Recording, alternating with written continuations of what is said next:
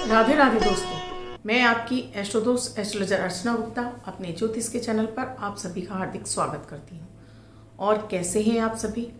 आशा करती हूँ आप सभी स्वस्थ और प्रसन्न होंगे अपने पूरे परिवार के साथ। ऐसे ही स्वस्थ और प्रसन्न बने रहें, ऐसी मैं आप सभी के लिए मंगल कामना करती हूँ। दोस्तों, रविवार वाले दिन किए जाने वाले कुछ ऐसे आपको अचूक उपाय देने जा रही हूँ जिससे आपको आपके मान सम्मान में कमी हो रही है, या आपको अपने पिता का सहयोग नहीं मिल रहा है, या आप पिता हैं, आपको पितृ का सहयोग नहीं मिल रहा है, वो आपके लिए संभव हो सके। सरकारी काम में अड़चनें आ रही हैं, वो आपकी दूर हों। सरकार से संबंधित आप कोई कार्य कर रहे हैं, उसमें आपको सफलता नहीं मिल रही है, वो भी आपके लिए संभव हो सके। इसके साथ ही दोस्तों, कमेंट सेक्शन लिया है। कमेंट सेक्शन से मैंने कुछ क्वेश्चन उठाए हैं। वो कौन भाग्यशाली है जिनके मैंने आज क्वेश्चन इस वीडियो में सम्मिलित किए हैं, तो वीडियो को लास्ट तक पूरा देखें। इसके साथ ही अमृत की बूंद और जादुई अक्षर दूंगी, राहु काल और अभिजीत मुहूर्त का समय बताऊंगी, लकी अंक देने वाली हूँ। दोस्तों, मेरे वीडियोस आपको अच्छे लगते हो तो लास्ट तक पूरा देखें, बिल्कुल भी स्किप ना करें। इसके साथ ही दोस्तों, अगर आप चाहते हैं कि आपको मेरे ये वीडियो लगातार मिलते रहें और आपने अब तक मेरे इस चैनल को सब्सक्राइब नहीं किया है, तो प्लीज़ पहले चैनल को सब्सक्राइब कीजिए, साथ में बेल बटन को ऑल पर कर लीजिए, जिससे मेरे प्रतिदिन के वीडियो समय से आपको मिलते रहें, आपसे कोई भी वीडियो मिस ना हो। दोस्तों, जीवन में भाग दौड़ भरी जिंदगी में सभी के जीवन में कोई ना कोई समस्या चलती रहती है। समस्याएं हैं तो जीवन है, समस्या नहीं है तो बेरंग सी हो जाती है जिंदगी। दोस्तों, जब हम किसी चीज को पाने के लिए कोशिश करते रहते हैं तो वो संघर्ष ही हमारे जीवन में हमें ऊंचाइयों तक ले जाने के लिए कार्य करता है। और जब संघर्ष ही नहीं होता है जीवन में तो ऐसा लगता है जैसे कि जिंदगी रुक गई है। तो छोटे मोटे संघर्ष तो सभी के जीवन में रहते ही हैं, लेकिन हाँ, अगर आपको बड़ी समस्याएं हो रही हैं बड़ी समस्याएं हो रही हैं, पिता पुत्र में नहीं बन रही है, कलह का वातावरण रहता है घर में, धन नहीं आ रहा है, सरकार से संबंधित कोई समस्या लगी, निरंतर धन व्यय होता चला जा रहा है, तो एक बार अपनी कुंडली में आप सूर्य को चेक कीजिए। आपकी कुंडली में बैठे हुए सूर्य कहाँ बैठे हैं, वो कैसा फल आपको दे रहे हैं। क्योंकि कुंडली के सूर्य हमारे पूरे नवग्रहों के राजा हैं, जो हमें मान सम्मान दिलाते हैं, हड्डियों से संबंधित हमारे रोगों से हमें मुक्ति दिलाते हैं, पिता पुत्र में बहुत अच्छी बनती है, मान सम्मान अपने आप मिलता है। जिस व्यक्ति का सूर्य अच्छा होता है उसके चेहरे पर अदम्य साहस, एक तेज, एक ऊर्जा अलग दिखाई देती है। हाँ, वो व्यक्ति थोड़ा सा रूखा जरूर होता है, जल्दी से किसी के सामने झुकता नहीं है, जल्दी से किसी की बात मानता नहीं है, लेकिन वो समाज में पहचाना जाता है। अगर आपको भी सूर्य से संबंधित समस्याएं हो रही हैं दोस्तों, सूर्य जो कि हम समस्त इस जगत प्राणी में सूर्य सभी की कुंडलियों के लिए आवश्यक ग्रह इसलिए भी है क्योंकि सूर्य के प्रकाश में जीवन पनपता है। अंधेरे में कोई जीवन नहीं पनपता है। रात्रि में आपने किसी को पनपते देखा है? नहीं।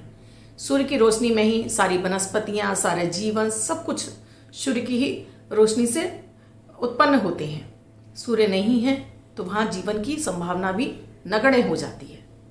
सूर्य को कुंडली में मजबूत करने के लिए आपको दोस्तों, जिससे आपको आपके हड्डियों से संबंधित, आपको मान सम्मान, अपने पिता से आपका अच्छा रिश्ता रहे, आपको समाज में भी मान सम्मान मिले, लोग आपको पहचाने, तो नियमित आपको सूर्य को जल जरूर देना चाहिए। आप किसी भी लग्न के हो, किसी भी राशि के हो, आपको अपना लग्न नहीं पता है, राशि नहीं पता है, तो आप सादा जल लीजिए और विशेषकर लोटे में ही लीजिए। तांबे का लोटा रखिए, पीतल का लोटा रखिए और सादा जल ले जाइए। आप ना भी उसमें कुछ मिलाएं, बस केवल अपनी मनोकामना बोलते हुए आप सूर्य को जल जरूर चढ़ाएं। क्योंकि सूर्य को जल चढ़ाने से आपको बहुत सारे लोग मिल जाएंगे जो कहते हैं सूर्य को जल नहीं चढ़ाना चाहिए। सूर्य को जल जरूर चढ़ाना चाहिए दोस्तों। अगर आपको अपना लग्न और राशि पता है तो उसके हिसाब से आप उसमें मिश्रित कर सकते हैं। अगर आपका मेष लग्न है, वृश्चिक लग्न है, तो आप उसमें रोली डाल दीजिए। आपका धनु लग्न है या आपका मीन लग्न है तो उसमें चुटकी भर हल्दी डाल दीजिए। बाकी अन्य लग्नों में आप सादा पानी का इसमें आप जल अर्घ दीजिए। सूर्य के सामने खड़े हो जाइए, आसन लगाकर, सिर पर भी आसन रखिए, पूर्व की तरफ चेहरा कर लीजिए। अब बहुत सारे लोग कहते हैं कि उनके घर में सूर्य की रोशनी नहीं आती, तो आपको घबराने की आवश्यकता नहीं है। आप अपने घर के मंदिर में भी एक पात्र रखिए, पूर्व की तरफ चेहरा कीजिए, अपना नाम, अपने पिता का नाम, अपना गोत्र बोलिए, अपना निवास स्थान बोलिए। उसके बाद आप सूर्यदेव से प्रार्थना कीजिए कि आपको जल अर्पित करने जा रहे हैं, वो आपकी प्रार्थना स्वीकार करें। फिर ओम आदित्याय नमः कहते हुए जल को अर्पित कर दीजिए 3 बार में। 108 बार ओम आदित्याय नमः का जाप करने के बाद उसमें से थोड़ा सा जल पहले अपने आगे छिड़किए, फिर अपने सीधे हाथ की तरफ छिड़किए, फिर अपने बैक में छिड़किए और फिर अपने लेफ्ट हैंड की तरफ छिड़कने के बाद किनारे से आए हुए जल की आप टीका लगाइए। बाकी का जल फिर पात्र में लगा दीजिए और खड़े होकर अपनी मनोकामना बोलिए। सब पॉजिटिव वे में, जो आप चाहते हैं अपने जीवन में वो सारी पॉजिटिव वे में बोलिए। मेरा ये काम हो गया है, या मेरा काम हो रहा है, इस तरह से बोलिए। एक परिक्रमा कीजिए और उसके बाद आसन उठा लीजिए। इस जल को आप किसी भी ले जाकर गमले में चढ़ा दीजिए। इसके साथ ही एक चाहे तो उगते हुए सूर्य का फोटो और चाहे तो तांबे का एक सूर्य अपने घर के सेंटर हॉल, जहां पर सभी का आना जाना और सभी का आवागमन रहता हो, वहां पर एक पूर्व की दिशा में आप लगाकर छोड़ दीजिए। दिनों दिन आपके घर का भी सूर्य मजबूत होना शुरू हो जाएगा, आपकी कुंडली का भी सूर्य मजबूत होना शुरू हो जाएगा। जब सूर्य मजबूत होगा तो इन सभी समस्याओं से आपको निजात मिलेगी। आपके कार्य धीरे धीरे बनने लगेंगे, आपके अंदर आत्मबल, साहस बढ़ जाएगा, अपने निर्णय आप खुद से ले सकें। जब भी आपका सूर्य कमजोर होता है, आप अपने खुद के निर्णय भी लेने में आपको मुश्किलें होती हैं, आप दूसरों का मुंह देखने लगते हैं, आपको समझ में ही नहीं आता कि आपको क्या आपके लिए सही है और क्या गलत है। तो दोस्तों, ये छोटे छोटे से उपाय होते हैं जिन्हें अपने जीवन में करते रहना चाहिए, जिससे कि आपको अपने जीवन में अपने ग्रहों से संबंधित सभी समस्याओं का आपको निदान मिलता रहे और आपके जीवन में भी सफलताएं आपके कदम चूमें। दोस्तों, 16 जनवरी 2022 दिन रविवार, आज का राहु काल है शाम को 4:25 से 5:45 तक। इस समय आपको कोई भी शुभ नया कार्यारंभ नहीं करना चाहिए। अभिजीत मुहूर्त का समय है 12:29 से 12:51 तक। इस समय आप कोई भी शुभ नया कार्यारंभ कर सकते हैं। आज की अमृत की बूंद में आपको एक छोटा सा गुड़ का टुकड़ा लीजिए, उस पर एक बूंद देसी घी रखिए, इसको ईष्ट को अर्पित कीजिए, इसके बाद इसका सेवन कर लीजिए।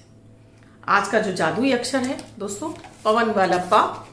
इस पा शब्द को रेड कलर के पेन से लेफ्ट हैंड पर कहीं भी लिखकर छोड़ दीजिए। 24 घंटे तक लिखा रहने दीजिए। दूसरे दिन आप नहाएंगे धुल जाएगा।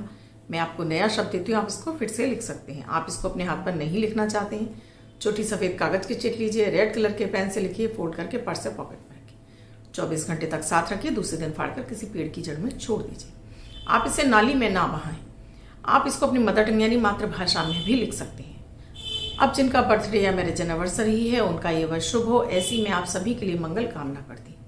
वो बच्चे, महिला, पुरुष, बुजुर्ग जिनका बर्थडे है, वो पति पत्नी जिनकी मैरिज एनिवर्सरी, किसी भी वर्ष में आपकी बर्थडे या मैरिज एनिवर्सरी है, वो इस अंक को लिखेंगे। एक वाइट कलर के पेपर पर ग्रीन कलर से 5 नंबर लिखेंगे, फोल्ड करके अपने पास रखेंगे, तो ये अंक आपको वर्ष भर शुभता प्रदान करता रहेगा।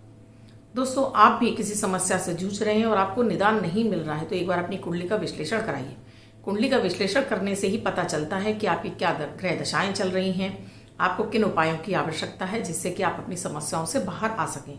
इसके साथ ही आपको मेरे अमृत की बूंद और जादुई अक्षर जरूर करने चाहिए, क्योंकि ये तो आपके आत्मबल को बढ़ाते हैं, मन को मजबूत बनाते हैं, मानसिक तनाव को दूर करते हैं, ऑरा को क्लीन करते हैं और इम्यूनिटी को बूस्ट करते हैं। तो इन प्रयोगों को कोई भी 10 वर्ष के बच्चे से लेकर 90 वर्ष तक बुजुर्ग कर सकता है, तो आपको जरूर करने चाहिए दोस्तों।